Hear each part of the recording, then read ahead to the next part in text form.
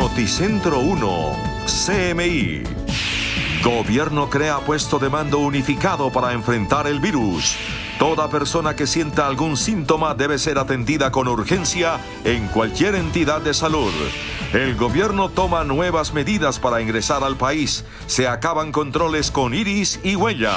Riguroso control en las fronteras. Infectólogos hablan sobre síntomas, recomendaciones. Tapabocas no es necesario si no tiene gripa. Hay más de 100.000 personas infectadas en el mundo. Experimento prueba la eficacia de lavarse las manos y cómo debe hacerse correctamente. Neumólogos hablan de cómo evitar el contagio y cómo tratar la enfermedad. Asesino de exguerrillera confiesa el crimen. La JEP recuerda que su competencia es para delitos de guerra, a propósito de petición de los hermanos Rojas. Colombia y Estados Unidos acuerdan plan para reducir cultivos de coca.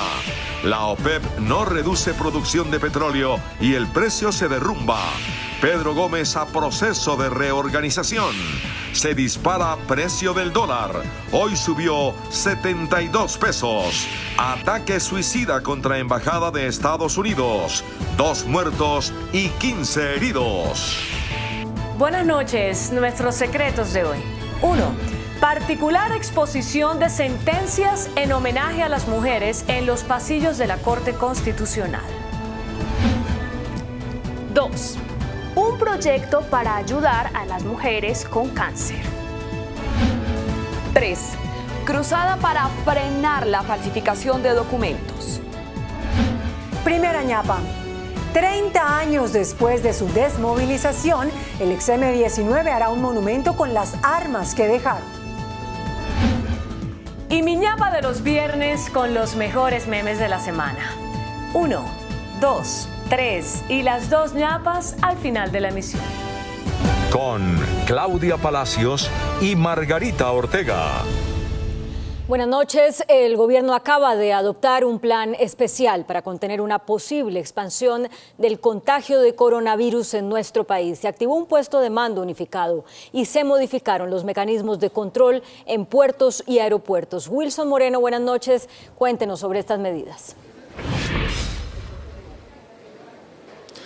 Claudia, buenas noches para usted y para todos los colombianos en el país. Acaba de concluir una reunión del presidente Iván Duque y el ministro de Salud aquí en la unidad de gestión del riesgo. El presidente Iván Duque ha anunciado algunas modificaciones de los controles en el Aeropuerto Internacional El Dorado y en otras fronteras del país. También ha dicho que se acaban por ahora los controles biométricos. Se cerrarán esos puestos en aeropuertos donde se entra por reconocimiento dactilofacial o biométrico, y que todo pasará por el protocolo de agente de migración, cumpliendo las preguntas que deben hacer rigurosamente y mucho más en los demás países donde se ha presentado este fenómeno. El jefe de Estado aseguró que el país está preparado para esta fase de la contención y los centros de salud deberán activar sus protocolos. Hemos activado una fase de contención. Le he dado instrucciones al señor ministro muy puntuales para que en esta fase de contención se mantenga toda la información centralizada en el Ministerio de Salud. El ministro de Salud dijo que se ampliaron los laboratorios en el país. Tenemos en este momento montados ya 5 laboratorios regionales que van a estar habilitados para la siguiente fase, que es la de mitigación, y según sus instrucciones estaremos planteando 2 nuevos laboratorios con completa capacidad para atender todas las situaciones. Asimismo, el ministro de Salud, Fernando Ruiz, dio detalles de cómo se contagió una joven de 19 años que venía en un vuelo de Italia. Una joven colombiana de 19 años consultó el pasado 3 de marzo a una institución de salud de la ciudad de Bogotá por sospecha de contacto, debido a información referida por una compañera mexicana que manifestó que había sido diagnosticada con coronavirus en Italia. El ministro de Salud, Fernando Ruiz, confirmó que 16 personas que tuvieron contacto directo con la joven de 19 años están en observación. Son 16 personas que hacen parte del núcleo familiar de la persona que ha sido diagnosticada. Además, con ellas procede el elaborar el seguimiento durante 7 días, el aislamiento durante estos 7 días y posteriormente realizar la respectiva prueba para tomar las medidas que sean del caso de acuerdo al estado, a la condición de salud que en su momento tengan estas personas. Por ahora se continúa con todos los protocolos para contener el virus. El presidente Iván Duque y el ministro de Salud, Fernando Ruiz, han llamado la atención a todos los colombianos para que no caigan en pánico tras esta primera detección del coronavirus en Colombia. Desde la Unidad de Gestión de Riesgo, Wilson Moreno, Noticentro 1, CMI. Wilson, gracias. Y en las zonas de frontera, las autoridades migratorias adoptaron medidas excepcionales para evitar nuevos contagios de coronavirus. Migración Colombia anunció hoy en Cúcuta los nuevos controles preventivos contra el coronavirus en esta zona de frontera, especialmente en los puentes internacionales que comunican a norte de Santander con el estado Táchira. La instalación de una sala de análisis y riesgo, monitoreo aleatorio de migrantes y un epidemiólogo de campo durante 6 meses. Se instalarán puntos de lavado en cada uno de los puentes de manera gratuita para que los transeúntes puedan hacer la higiene de sus manos y seguir avanzando. Las más de 14 trochas ubicadas en esta zona tendrán controles rigurosos de las autoridades de policía y salud. En los pasos irregulares hemos solicitado fuerzas militares y de policía. Pese a no tener relaciones diplomáticas Colombia con Venezuela, ante esta emergencia se logró un acercamiento con las autoridades de salud del estado Táchira. Precisamente para conocer si se ha presentado algún caso allá que debamos tener conocimiento. Luego de la confirmación por parte de Colombia del primer caso de coronavirus, las medidas preventivas en la frontera que se empezarían a implementar a partir de este lunes se podrían acelerar para este sábado. Bueno, ya que el coronavirus ha llegado a Colombia, recordamos qué es el también llamado COVID-19 y cuáles son sus síntomas. Hablamos con un infectólogo. El coronavirus produce síntomas similares a la gripa, lo que hace difícil distinguirlo de un resfriado normal. No obstante, tenga en cuenta los síntomas que alertan la presencia del virus. Si tiene dificultad para respirar, si la fiebre es persistente en el tiempo, si siente que hay deterioro en su estado general. Las recomendaciones son lavarse las manos constantemente, cubrirse boca y nariz para toser, evitar el saludo de mano y beso en la mejilla, y solo se debe usar tapabocas en caso de tener gripa. No hay necesidad de usar tapabocas en la gran mayoría de situaciones. Entonces el tapabocas puede dar además una falsa sensación de seguridad, porque si tú usas el tapabocas pero no haces la higiene de manos, estás perdiendo el tiempo. Pese a las claridades, este fue el panorama en las calles de Bogotá. ¿Por qué lo está usando? ¿Tiene gripa? Pues por las noticias que escuché que ya está ese virus acá. Estos virus tienen baja letalidad en términos de que la gran mayoría de los pacientes van a tener es una gripa y pues la gente no se muere de eso. ¿Quiénes tienen mayor riesgo? La gente de mayor edad. Si usted quiere ampliar la información sobre el coronavirus, puede comunicarse con las líneas de la Secretaría de Salud 364-9666 o 300-466-5038. Pero ¿cómo evitar el contagio con el coronavirus? Tras reportarse el primer caso en nuestro país, médicos neumólogos entregaron las recomendaciones.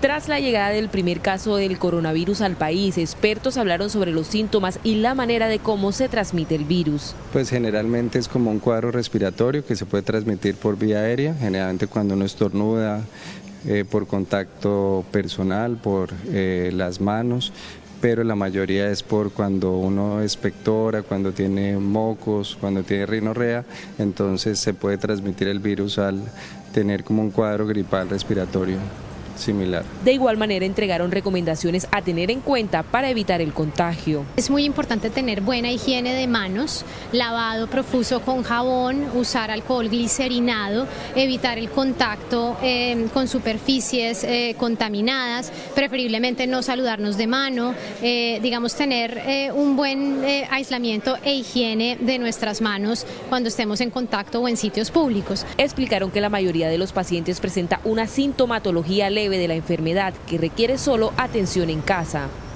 Bueno, y en el mundo entero el coronavirus sigue propagándose sin control. El número de contagios supera ya los 100.000. El COVID-19 ya deja más de 100.000 casos de contagios y más de 3.200 muertos a nivel mundial y podría costarle más de 300.000 millones a la economía global. En Perú se confirmó el primer caso de coronavirus, así lo reveló el presidente del país andino, Martín Vizcarra. En un paciente varón de 25 años de edad, con antecedentes de haber estado en España, Francia y República Checa. Con Perú y Colombia ya son 8 los países en Latinoamérica con casos registrados. En Europa, Italia continúa siendo el principal foco de contagios con casi 4.000 personas afectadas y casi 200 muertos, la cifra más alta de víctimas mortales fuera de China, epicentro de la epidemia que en los últimos días ha experimentado una considerable reducción del número de casos y fallecidos. El Vaticano también confirmó su primer caso, mientras otras naciones europeas están viviendo un recrudecimiento del brote como Francia y España, países que suman más de 900 infectados y al menos 15 muertos.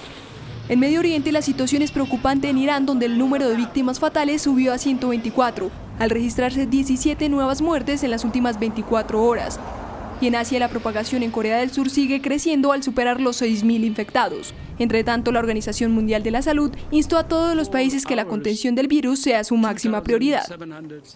Un sencillo hábito como lavarse las manos durante 30 segundos es esencial para evitar la acumulación de bacterias y evitar la transmisión del coronavirus. El lavado de manos adecuado es muy importante, pues en ella se puede albergar una colonia de bacterias, por lo que una periodista del Daily Mail realizó un experimento con una cámara de rayos UV para ver la efectividad de una buena lavada. Primero tomó una fotografía de cómo se ven las manos sin un lavado adecuado. Las partes blancas que se ven en la foto son bacterias. Luego las lavó únicamente con agua durante 6 segundos, tiempo promedio del lavado. Prosiguió a lavarlas con jabón durante el mismo tiempo, viendo un pequeño cambio en la fotografía, pero aún habían bacterias. Continuó el experimento con 15 segundos, hasta que concluyó que el tiempo mínimo de una limpieza efectiva debe durar 30 segundos. Esta noche fue enviado a prisión el presunto autor material del crimen contra la desmovilizada de las FARC, Astrid Conde Gutiérrez, cuyo asesinato fue perpetrado en el occidente de Bogotá.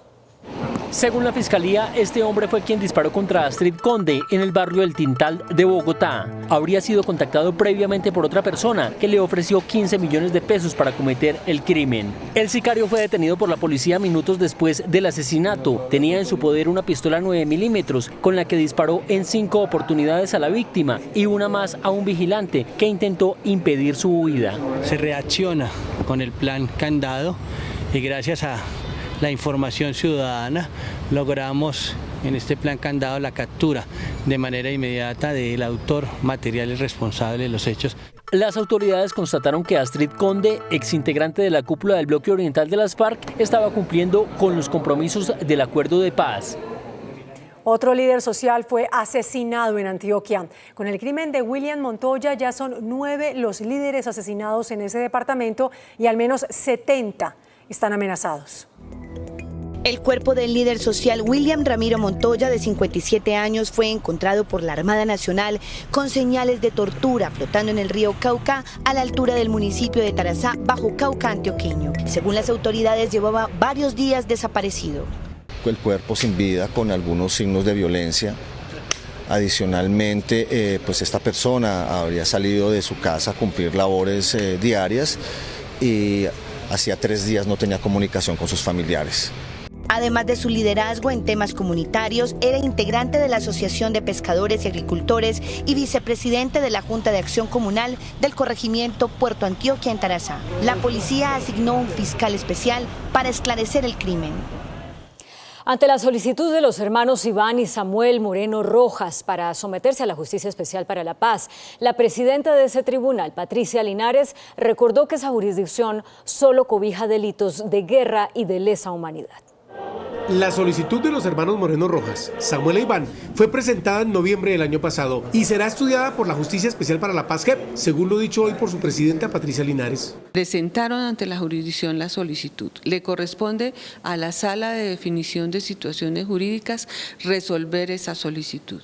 La presidenta de la JEP es clara al afirmar que los delitos sobre los que tiene competencia la Jurisdicción Especial para la Paz debieron ser cometidos antes del 1 de diciembre de 2016 y que estos tienen un carácter específico. Deben tener en cuenta que la competencia de la jurisdicción es sobre crímenes de guerra, delitos de lesa humanidad relacionados con el conflicto armado interno.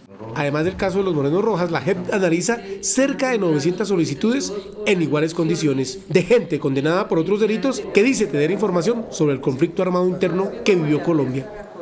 Tras conocerse el informe de la Casa Blanca en el que se advierte que los cultivos de coca en Colombia alcanzaron las 212.000 hectáreas, el Ministerio de Justicia reveló que junto con los Estados Unidos se tiene una agenda para reducir a la mitad los cultivos de coca en el año 2023.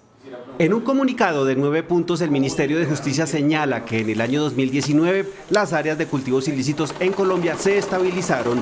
Según el informe de la Oficina para el Control de Drogas de la Casa Blanca, en 2019 el área sembrada aumentó 4.000 hectáreas y se llegó a 212.000 hectáreas comparado con 2018. Las cifras reflejan solamente la realidad hasta mayo del año 2019. Es decir, no se trata de todo el esfuerzo que hizo Colombia a lo largo de ese año. De hecho, Minjusticia reveló que los gobiernos de Colombia y Estados Unidos avanzan en una agenda bilateral para reducir los cultivos de coca un 50% para el año 2023. El mismo comunicado del Ministerio de Justicia destaca la manera como el presidente Iván Duque ordenó aumentar los grupos de erradicación manual de tal forma que se pasó de 100 a 150. ¿Qué quiere decir eso? ¿Erradicación forzosa? Sí. ¿Erradicación voluntaria? Sí. ¿Sustitución de cultivos? Sí. Concluye el Ministerio de Justicia que entre los dos gobiernos se impulsa un plan de intervención en Cauca, Córdoba y Nariño. Hoy se conocieron nuevas grabaciones del asesinado comerciante José Guillermo Hernández, conocido como el Ñeñe, en las que este habla de su supuesta amistad con el presidente Iván Duque y de una presunta compra de votos. Más de 14.000 registros de llamadas telefónicas interceptadas por la Fiscalía fueron obtenidas de la línea telefónica del fallecido ganadero Ñeñe Hernández. Los registros fueron recopilados como parte de una investigación por un homicidio por el que era investigado Hernández. Sin embargo, dichas grabaciones se convirtieron en nuevos elementos en los que se habla de presunta compra de votos. Incluso en 3 informes del CTI se habla del pago de hasta 50.000 pesos a los electores en la costa. Este viernes se conoció un nuevo audio en el que Ñeñe Hernández habla sobre su relación con el presidente Iván Duque. La grabación fue divulgada por la revista Semana. El fiscal de la nación, el que sea, me rinde pleitesía. ¿Ya me entiendes? Porque yo llego en el fiscal y llego por el grande. Que te vea luz, que te conozca de pelado. No hablo con el presidente, pero el presidente es mi hermano. Según la Fiscalía, Ñeñe Hernández tuvo nexos con el narcotraficante Marquitos Figueroa. Por su parte, el presidente Iván Duque se refirió a las informaciones que lo vinculan con una presunta amistad con José Hernández alias Ñeñe y pidió que las autoridades lleguen pronto a las conclusiones que están haciendo de esta persona que al parecer estuvo vinculado al narcotráfico. El presidente Iván Duque aseguró que no tuvo ningún grado de amistad con José Hernández alias el Ñeñe y menos que le haya pedido recursos para su campaña. Si las autoridades están investigando el pasado del señor Hernández, que lo investiguen. Y que sean ellas las que determinen cuáles son los niveles de responsabilidad sobre cualquier delito. El presidente Iván Duque dijo que su carrera política ha sido diáfana y que se puede someter al escrutinio de cualquier autoridad judicial. Como no tengo rabo de paja, me arrimo a cualquier candela y combato cualquier forma de criminalidad, porque no tengo titubeos en eso. Duque fue enfático en señalar que ha sido luchador de frente contra el narcotráfico, que ha extraditado a 300 narcotraficantes y espera hacerlo con muchos más que estén dedicados a este crimen internacional. De otra parte, el Consejo de Estado insistió en que el presidente Iván Duque puede enviar al Congreso las ternas para elegir nuevos magistrados de la Sala Disciplinaria del Consejo Superior de la Judicatura. El presidente del Consejo de Estado señaló que tal y como se aclara en una consulta que se respondió al gobierno nacional hace un par de semanas, el presidente de la República tiene la facultad para enviar ya al Congreso las ternas para elegir a los magistrados de la Sala Disciplinaria del Consejo Superior de la Judicatura que reemplacen a Julia Emma Garzón y Pedro Sanabria. Debería emprender la conformación de las ternas que debe enviar al Congreso de la República. Y es que Garzón y Sanabria, a pesar de haber finalizado sus periodos hace más de 3 años, permanecen en los cargos aprovechando un vacío legal. Por eso, precisamente, el gobierno nacional había elevado la consulta ante el Consejo de Estado. A nivel general, y eso fue materia del concepto, se establece que los periodos que tienen los magistrados son de cumplimiento. Los 2 magistrados enviaron un derecho de petición a la presidencia, rechazando la posibilidad de las ternas para reemplazarlos, a pesar de la aclaración del Consejo de Estado. Hay alerta por el aumento en el robo de carros. Cifras de la policía revelan que cada día son hurtados 9 vehículos. Bogotá es la ciudad más afectada por este delito. Del 1 de enero al 4 de marzo de este año ya son 1.258 vehículos robados. En las ciudades capitales, donde normalmente pretenden o desguazarlas, venderlas por partes o desafortunadamente llevarlas a zonas rurales. El ranking de las ciudades donde se presenta mayormente este flagelo son Bogotá con 609 casos, Cali con 340 y Medellín con 212 robos. La Policía de Tránsito y Transporte aumenta los controles. Que a la fecha se han recuperado cerca de 200 automotores entre motocicletas y carros hurtados en algunas ciudades. Modalidades como la alada y robo con arma de fuego son las más frecuentes. Es cuando las personas dejan los vehículos abandonados en espacio público. Este año llevamos más de 8.300 comparendos a este tipo de conducta donde las personas dejan el vehículo abandonado. En el año 2018 fueron robados 7.742 vehículos y en el año 2019 8.015 carros. Los precios internacionales del petróleo se desplomaron, cayeron a su nivel más bajo de los últimos 3 años por los temores que ha generado en los mercados el coronavirus. La Organización de Países Exportadores de Petróleo no logró convencer a Rusia, uno de los aliados, para recortar la producción de 1,5 millones de barriles por día a partir del segundo trimestre del 2020 y así detener la caída de los precios del crudo afectados por la baja demanda generada por la epidemia del coronavirus. Con este desacuerdo, los precios reaccionaron con fuertes caídas de casi un 10%. El valor del crudo de la marca Brent para el 7 de marzo del año pasado alcanzó los $66.30. El 31 de diciembre de 2019 subió a los $68.44 y para mañana 7 de marzo descendió por más de 9,37% hasta los $45.54. Este es su nivel más bajo desde junio de 2017. La constructora Pedro Gómez entró en proceso de reorganización. A través de un auto de la Superintendencia de Sociedades, aceptó la solicitud de la compañía que busca un modelo más asequible para el pago de sus deudas. El monto con sus acreedores asciende a los 15.000 millones de pesos. Muy claro. Y el índice de capitalización de la bolsa, que mide el comportamiento de las 20 principales acciones, cerró a la baja. El índice de capitalización de la Bolsa de Valores de Colombia bajó 2,83% a 1.502 puntos. La acción preferencial del Banco Avevillas fue la que más subió, con una valorización de 3,17% a 6.500 pesos. La acción preferencial de Avianca fue la que más cayó, con una pérdida de 9,25% a 1.325 pesos. La acción más negociada de la jornada fue la de Ecopetrol, al movilizar más de 73.000 millones de pesos. El precio del dólar marcó un nuevo récord y se acerca a los 3.600 pesos. Indicadores económicos en Noticentro 1 CMI.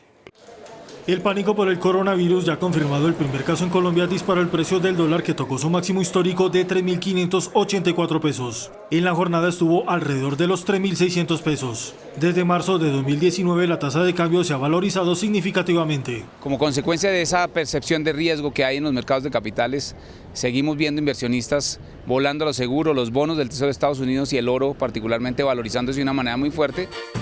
La tasa representativa del mercado, que regirá hasta el próximo lunes, será de 3.584 pesos con 58 centavos. Los profesionales del cambio compran la divisa en promedio entre 1.240 pesos y la venden entre 1.270 pesos. Un euro cuesta 4.051 pesos con 50 centavos. La libra de café en Nueva York se cotizó a $1 con 5 centavos. El azúcar se transó en 13,07 centavos de dólar la libra. El barril de petróleo WTI se cotizó en $41 con 61 centavos. La referencia Brent para Colombia se cotizó en $45 con 54 centavos. Una acción de Ecopetrol cuesta 2.965 pesos.